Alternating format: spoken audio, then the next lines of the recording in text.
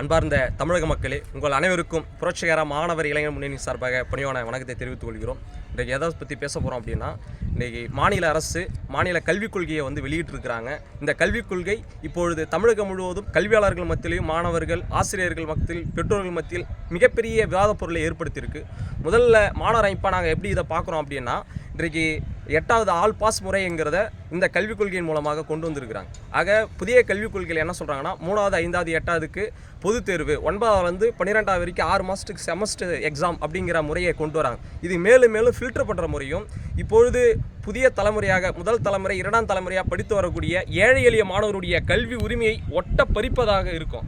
ஆக அதை அனுமதிக்க கூடாது என மாணவர் அமைப்புகள், கல்வியாளர்கள் தொடர்ச்சியாக போராடினோம். அதன் விளைவாக இன்றைக்கி மாநில அரசு 8வது வரைக்கும் ஆல் பாஸ் என்ற முறையை கொண்டு வந்திருக்கிறாங்க.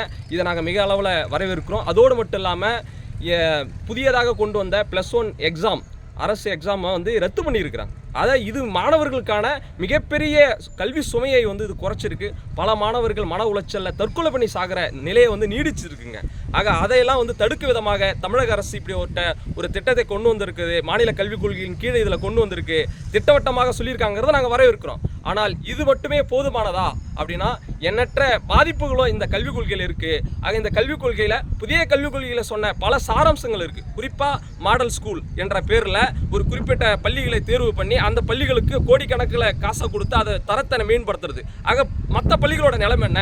மற்ற பள்ளிகளில் படிக்கக்கூடிய மாணவர்கள் என்ன ஆடு மாடு மேய்க்கிறதுக்காக படிக்க சொல்லி தரீங்களா? ஆக அனைத்து மாணவர்களையும் ஒரு தட்டின் கீழ் அவங்களை எல்லாருடைய வளர்ச்சியும் மேல் கொண்டு போகணும். ஆனால் அப்படி இந்த அரசு அதை செய்தா அப்படின்னா அது கிடையாமல் தனித்தனி செக்ஷனாக பிரிக்கிறாங்க. கிட்டத்தட்ட மாணவர்களுடைய எண்ணிக்கையை பற்றி இன்னைக்கு பார்த்தோம் அப்படின்னா, கிட்டத்தட்ட 1.5 கோடி பேர் இருக்கிறாங்க. 1.5 கோடி பேர் மாணவர்கள் இருக்காங்க, 58,000 பேர் ஆசிரியர் இருக்காங்க, பள்ளிகள் இருக்குது அப்படின்னு சொல்லிட்டு இவங்க எண்ணிக்கையை சொல்லி மொத்தத்துக்கும் ஆன ஒரு கல்விக் கொள்கையை வகுக்கிறாங்க. அது மிகப்பெரிய தவறுங்க.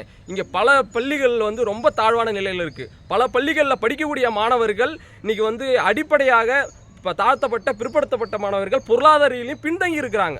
அதை பற்றியான ஏதாவது ஒரு கணக்கு விவரங்கள் இந்த தமிழக அரசுக்கிட்ட இருக்கா?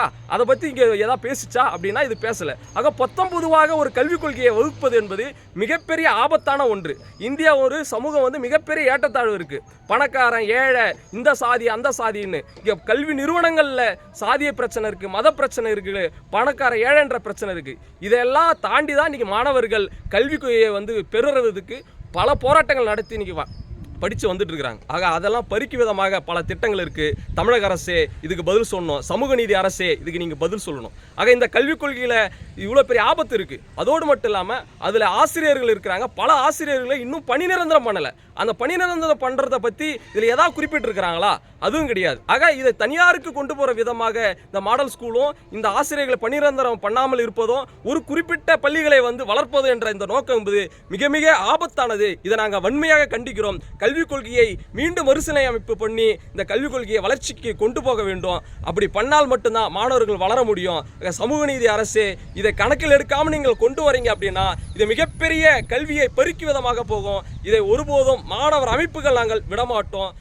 ஒன்றிய மோடி அரசு இந்த 2000 ஆண்டுகளாக அடிமையாக்கப்பட்ட சமூக மக்கள் இன்னைக்கு முதல் தலைமுறையாக படித்து இன்னைக்கு வளர்ந்து வராங்க. இதை பார்த்து இந்த பார்ப்பன கூட்டங்கள் மிகப்பெரிய அளவில் அஞ்சுது. நாங்கள் IPS ஆகிறோம், IAS ஆகிறோம், நீங்கள் எங்கள் தடையை மீறி நீ என்ன எங்களுக்கு தடை போட்டாலும் அதை அனைத்தும் பிச்சு உதறி நாங்கள் வளர்ந்து வரோம். அதை பார்த்து அஞ்சுகிற இந்த காவி கூட்டங்கள், RSS கூட்டங்கள் கல்விக் கொள்கையின் மூலமாக கல்வியை எப்படியா பறித்திடணும் அப்படின்னு கொல்லப்புற வழியாக வருது. ஆக அதுக்கு தமிழக அரசு அனுமதிக்க கூடாது. நாங்கள் இத்தனை ஆண்டுகளாக போராடி பெற்ற இந்த உரிமைகள் கண்ணெதிரே பறிக்குதுன்னா நாங்கள் மாணவர்கள் எப்படி நாங்கள் சும்மா இருப்போம்? இன்றைக்கு உயர்கல்வி, பள்ளிக்கல்வித்துறையில் இப்படியான பிரச்சனைகள் இருக்கு, கல்வியை இப்படி சீரமைப்படுத்த போறோம் அப்படின்னு சொல்லியிருக்கிறாங்க.